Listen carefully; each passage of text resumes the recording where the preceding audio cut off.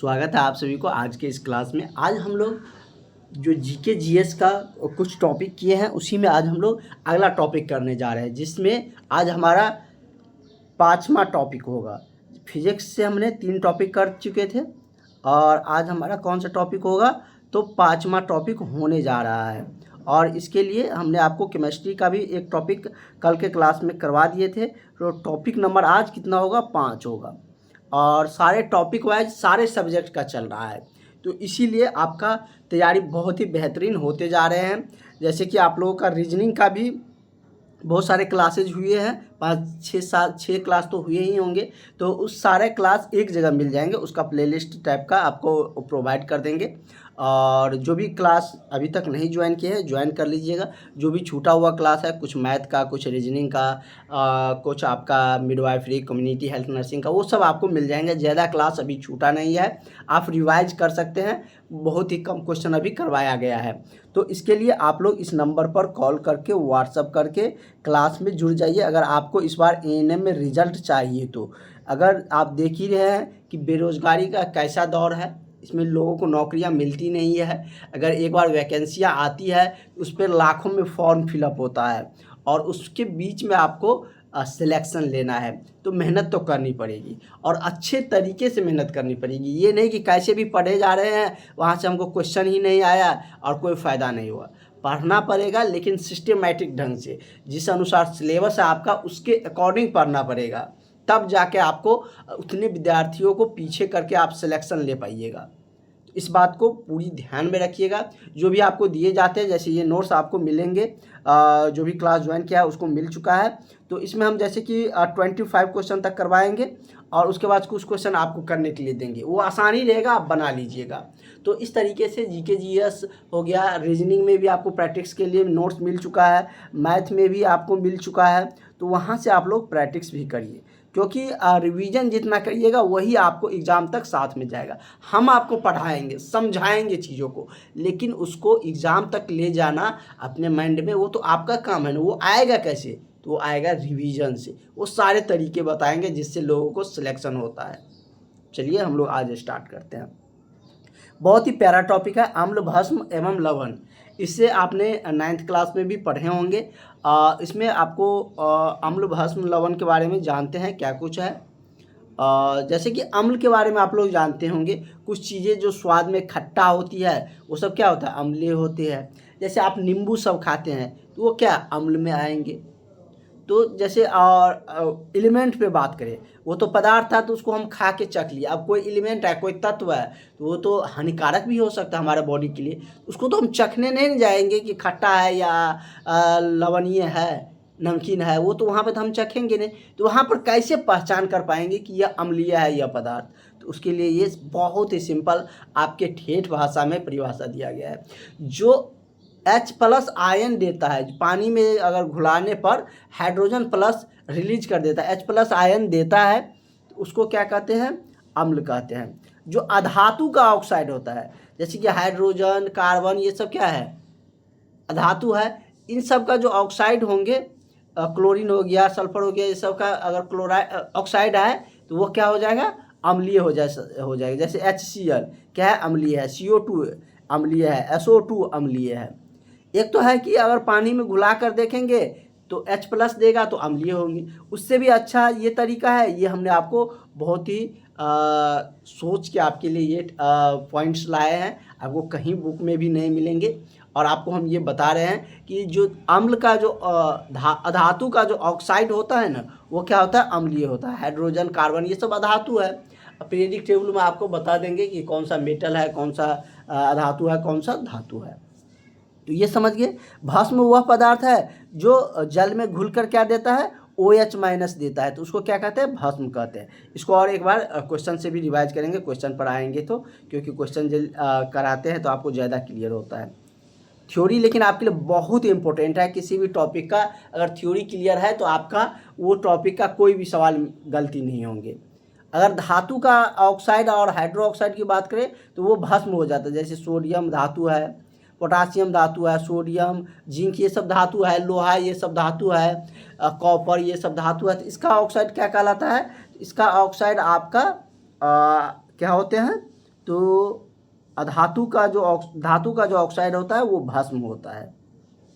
कुछ वही है कि नीले लिटमस को अम्ल क्या कर देता है, लाल कर देता है। अम्ल है ल है ल, तो ये क्या करेगा, लास्ट में लाल करेगा, मतलब कि नीला को ही लाल करेगा। तो भस्म क्या करेगा, लाल को नीला कर देगा। यहाँ पर गलती लिखा गया है, इसको सही कर लीजिएगा।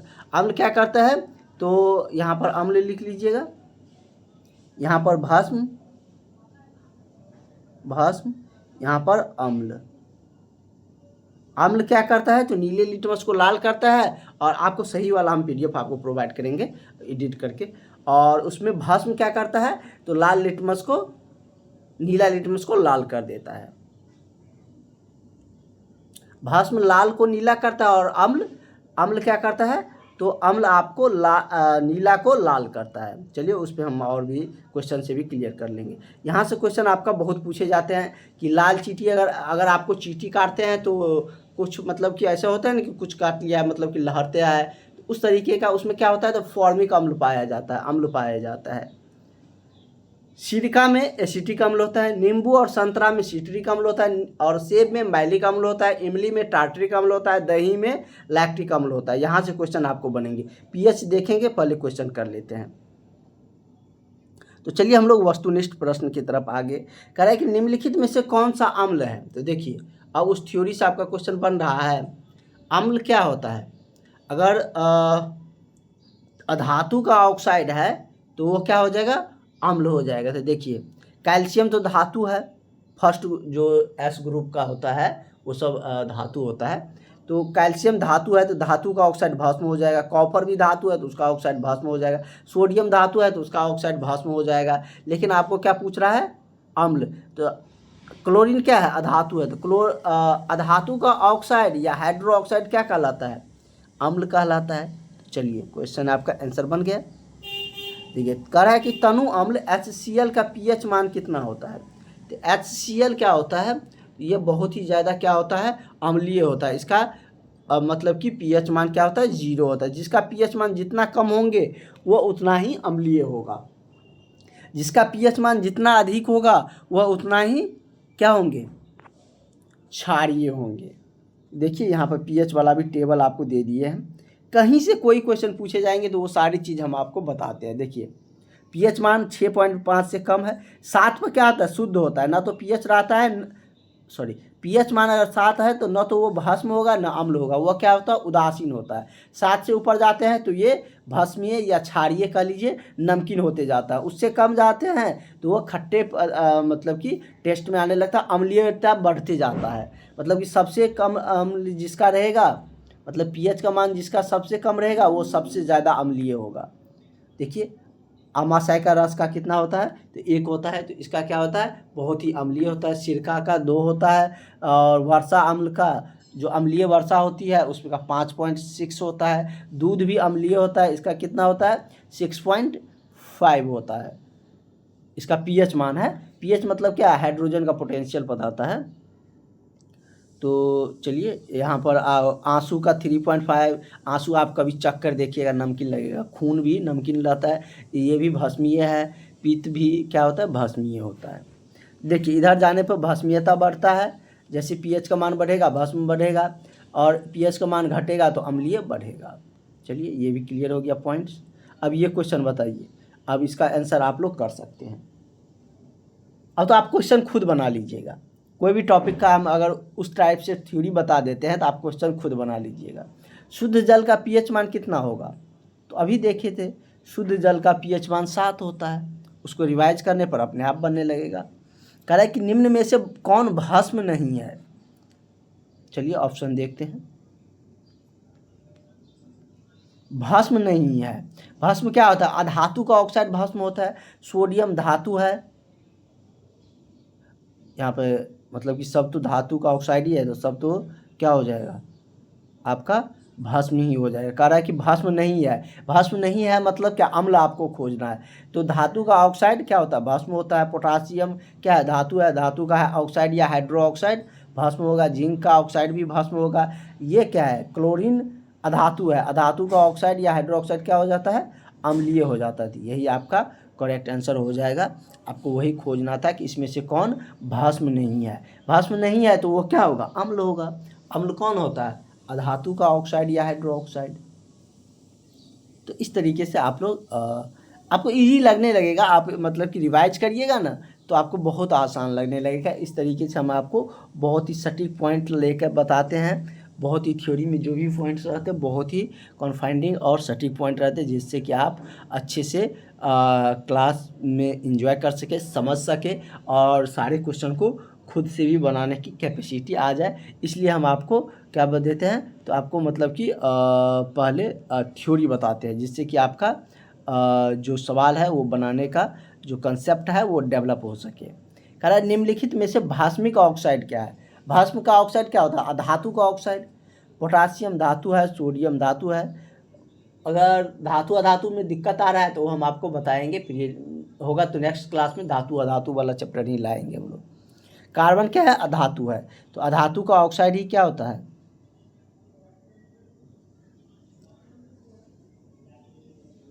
कह रहा है कि निम्न में से कौन भस्मिक ऑक्साइड है, मतलब कि होगा भस्मिक ऑक्साइड नहीं है। ठीक है, इसमें तो ये भी भस्म है, ये भी भस्म है, ये भी भस्म है, ये भस्म नहीं है, तो ये आपका करेक्ट आंसर हो जाएगा, भस्मिक ऑक्साइड नहीं है।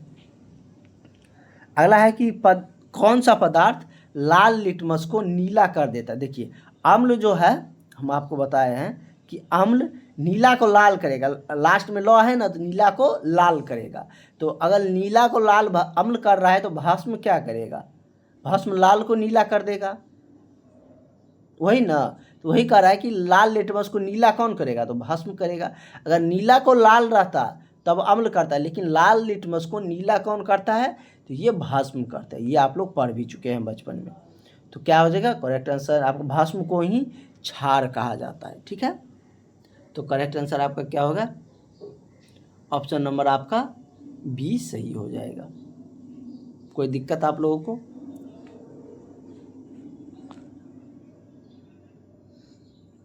यहाँ पे हमारा क्वेश्चन है निम्न में कौन प्रबल भस्म है, इसमें से कौन प्रबल है, ये पूछ रहा है। प्रबल भस्म इसमें से कौन है, मतलब कि सबसे अधिक भस्म कौन है, जिसका मतलब कि ज़्यादा पीएच से तो यहाँ पर निकाल नहीं सकते क्योंकि पीएच दिया नहीं है। हाइड्रोक्साइड जिसका मान ज़्यादा होंगे, मतलब कि धात्विक ऑक्साइड, तो वो ज़्यादा भस्मिक होंगे। तो देखिए इसमें कौन सबसे ज़्यादा है, तो सोडियम क्या हो जाएगा, सोडियम का हाइड्रोक्साइड सबसे ज़्यादा भस्मिक होते हैं। तो करेक्ट आंसर क्या हो जाएगा, ऑप्शन नंबर, सब भस्म है लेकिन कह रहा है कि सबसे ज़्यादा प्रबल भस्म कौन है, तो सोडियम का हाइड्रोक्साइड। सबसे ज़्यादा अम्लीय कौन है, तो HCl है। देखे थे ना HCl का pH मान बहुत कम होता है। और अगला क्वेश्चन वही है, निम्न में से कौन सा प्रबल अम्ल है, एसिड पूछ रहा है, सबसे ज़्यादा एसिडिक कौन है, तो HCl है। कौन है, HCl आपका सबसे ज़्यादा एसिडिक होते हैं, मतलब कि प्रबल अम्ल होते हैं। तो इसको आप लोग समझ गए। नेक्स्ट क्वेश्चन है जो कि हमने आपको बता रखे हैं और उसी से क्वेश्चन है, तो इस क्वेश्चन को आप लोग खुद भी बना सकते हैं। क्या दिया है क्वेश्चन में, पढ़िए। कह रहा है कि लाल चींटी में कौन सा अम्ल उपस्थित होता है, लाल चींटी में कौन सा अम्ल उपस्थित होता है, तो लाल चींटी में आपका भस्मिक अम्ल क्या रहता है, फॉर्मिक अम्ल रहते हैं। ये आपने वहाँ पर हमने आपको बताए थे, इस तरफ आपने यहाँ पर देखे थे ना कि यहाँ पर हमने आपको बताए थे कि लाल चींटी में क्या होता है, तो फॉर्मिक अम्ल पाया जाता है।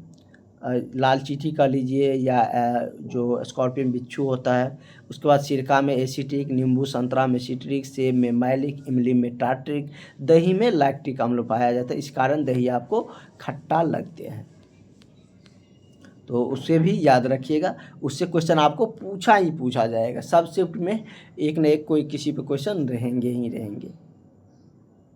तो समझ गए, इस क्वेश्चन का आंसर आपको पता चल गया। तो क्या हो जाएगा, कह रहे कि लाल चींटी में कौन सा अम्ल उपस्थित होता है, तो लाल चींटी में कौन सा अम्ल रहता है, तो लैक्टिक अम्ल आपका लाल चींटी में होते हैं। अगला हमारा क्वेश्चन क्या कह रहा है, कह रहा है कि हमारा शरीर किस पीएच पारास के बीच में रहता है, मतलब कि हमारा शरीर का जो पीएच है वो किस रेंज में रहता है। ये आपका क्वेश्चन है, पूछा जा रहा है कि हमारे शरीर के पीएच कितना रहता है। हमारे शरीर का पीएच 7 से 7.8 के बीच में रहता है। इसलिए ना आप लोग देखे थे कि जो हमारे शरीर में रक्त होता है वो मतलब कि बेसिक नेचर का होता है, उसका 7 पॉइंट क्या था, रक्त का पीएच कितना था। यहाँ पर हमने आपको बताए थे ना कि रक्त का जो पीएच है वो 7 पॉइंट कितना है, 4 है। आंसू भी निकलता है तो उसका पीएच 7 से ऊपर ही रहता है, 7.3 रहता है। तो हमारे शरीर का जो पीएच रहता है वो किस रेंज में रहते हैं, तो हमारा शरीर का पीएच 7 से लेकर मतलब कि 7.8, मतलब कि वो बेसिक नेचर में रहते हैं। जिसका 7 से ऊपर रहता है वही ना भास्म के रूप में मतलब भास्मिक होते हैं, या 7 से कम रहता है तो वो एसिडिक होते हैं।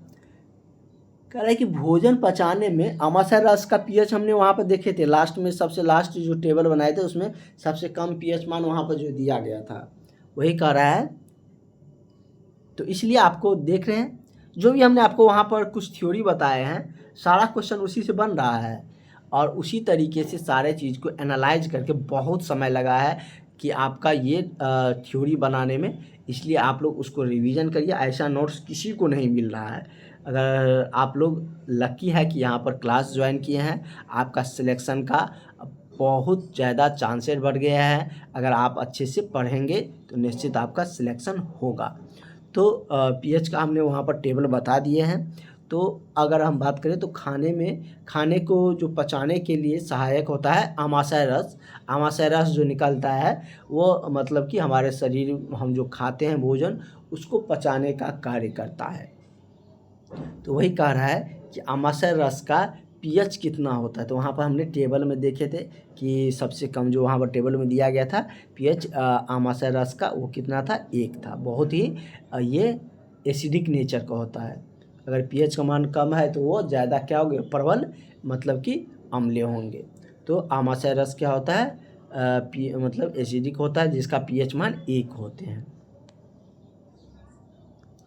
टूथपेस्ट कैसा होता है, ये क्वेश्चन आप लोग आंसर कर सकते हैं। टूथपेस्ट तो सब यूज करते हैं ना, तो क्या कभी कभी टेस्ट भी कर लिए होंगे।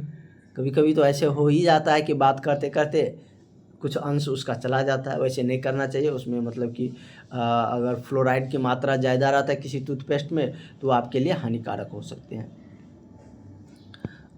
फ्लोराइड मिलाया रहता है इसलिए वो मतलब कि दांत में चमकपन लाता है।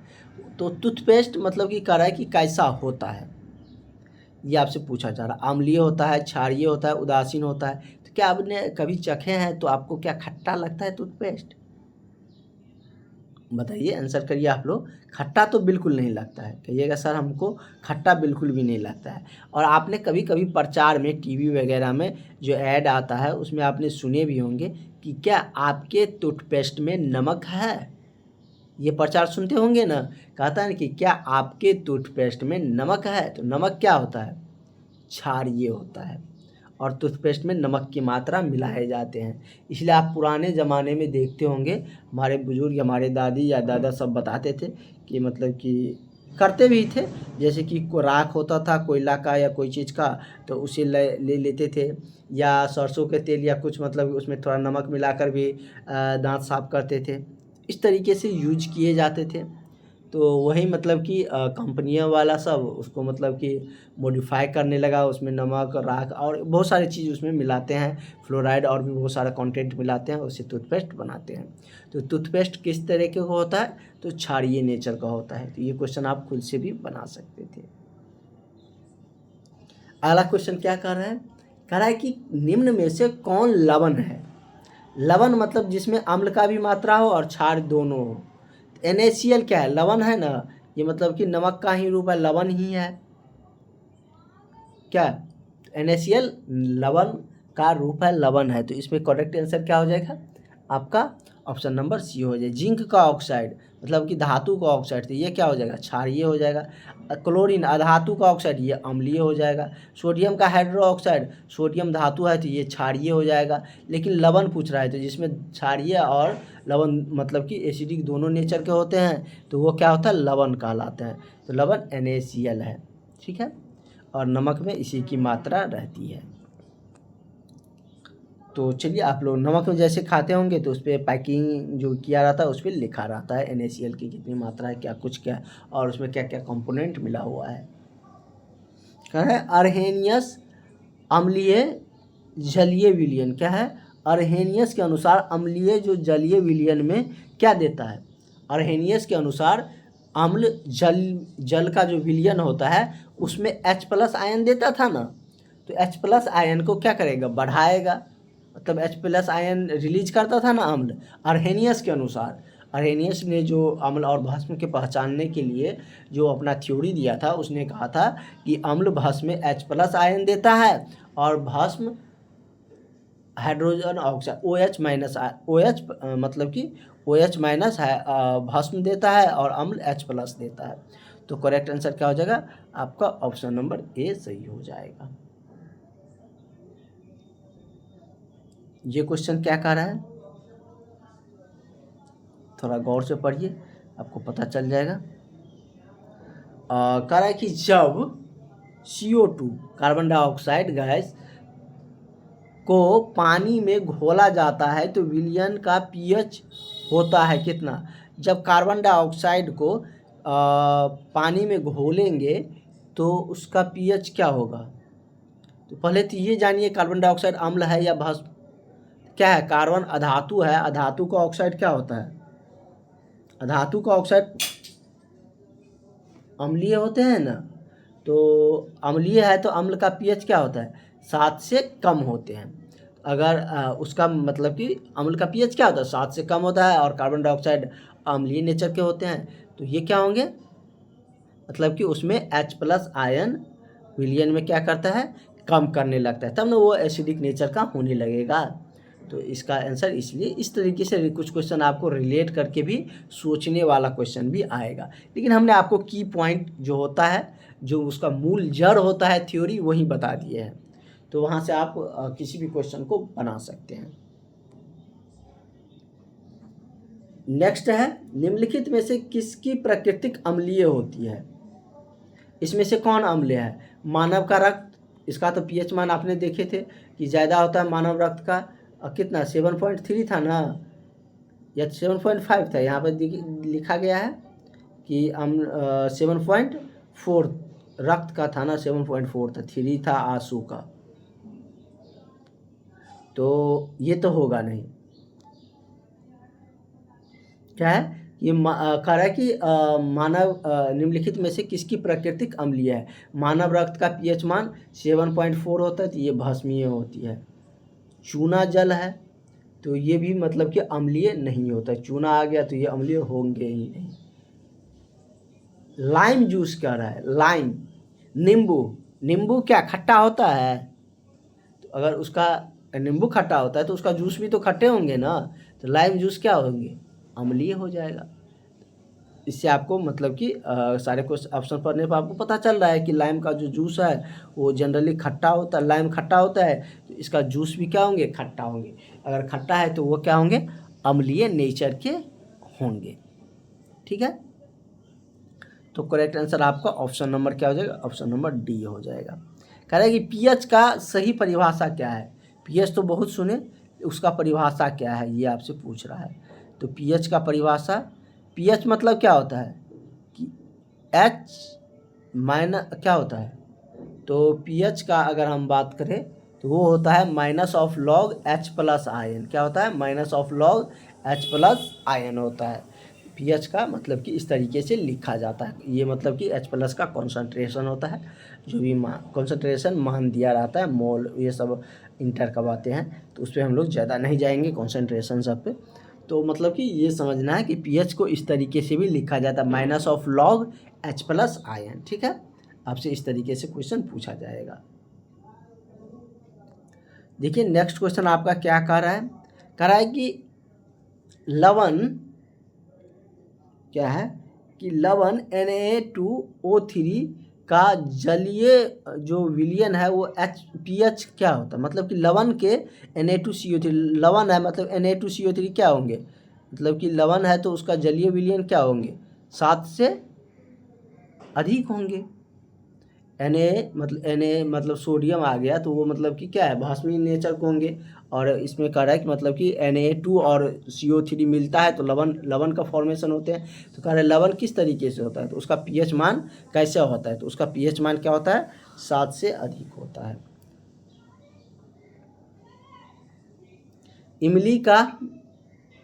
इमली में कौन सा अम्ल होता है, इमली में कौन से अम्ल होता है, अभी हम लोग देखे थे टार्टरिक अम्ल होते हैं ना, यहाँ पे हम लोग चर्चा किए थे।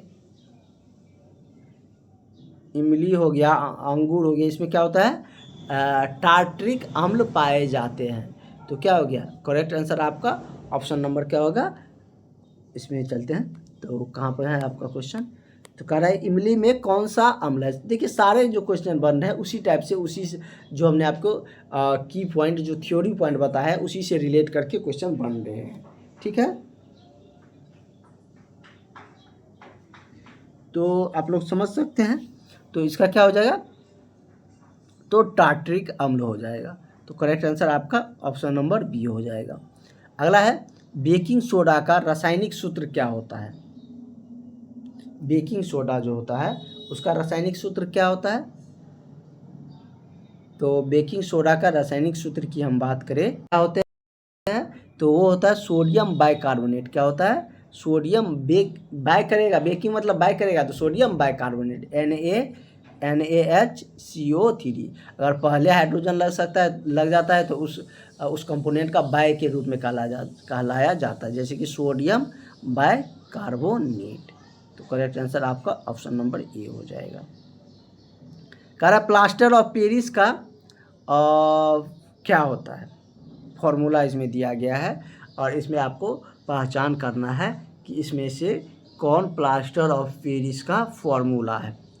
ये तो आप पढ़ते ही आ रहे हैं बचपन से ही कि प्लास्टर ऑफ पेरिस का फॉर्मूला होता है calcium sulphate CaSO4 into half H2O। क्या होता है, CaSO4 इंटू हाफ H2O। तो करेक्ट आंसर आपका क्या हो जाएगा, ऑप्शन नंबर आपका सी हो जाएगा। ये आपका क्या है, प्लास्टर ऑफ पेरिस का फॉर्मूला होते हैं।